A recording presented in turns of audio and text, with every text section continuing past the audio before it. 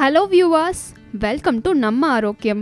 ஒரு நாளை நாம் துவங்குவதற்கு முன் முழு ஆற்றலோடு துவங்க வேண்டும். அதற்கு காலை உணவு மிக முக்கியமான ஒன்று. காலை உணவை நாம் தவிர்ப்பது ஒரு பெரிய தவறாகும். காலை உணவை தவிர்த்தால் உடல் பருமன் உண்டாகும். அல்சர், அசிடிட்டி, குடல் அழற்சி ஆகியவை முக்கியமாக உருவாவதற்கு காலை உணவை தவிர்த்தலே முக்கிய காரணமாகும். காலையில் சாப்பிடாமல் இருப்பதால் உடலில் சர்க்கரையின் அளவானது குறையக்கூடும், உடல் எடை அதிகரிக்கக்கூடும் அல்லது மன அழுத்தம் ஏற்படுத்தக்கூடும்.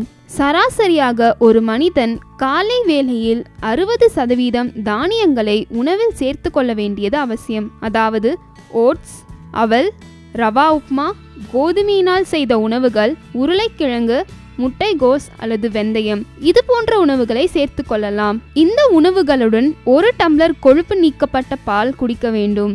இது கால்சியத்துக்கு மிக முக்கியம். சிலர் பழங்களை காலை உணவில் சேர்த்து கொள்வர், அதுவும் நல்லதுதான். ஆனால் பழங்கள் மற்றும் பாலை மட்டும் காலை உணவாக சாப்பிடுவது அவ்வளவு நல்லதல்ல. காலை உணவில் அனைத்து சத்துக்களையும் சிறிதளவு சேர்த்து கொள்ள வேண்டியது மிகவும் அவசியம். மேலும் இது போன்ற பயனுள்ள குறிப்புகளை பெற நம்ம ஆரோக்கியம் சேனலை சப்ஸ்கிரைப் செய்யுங்க.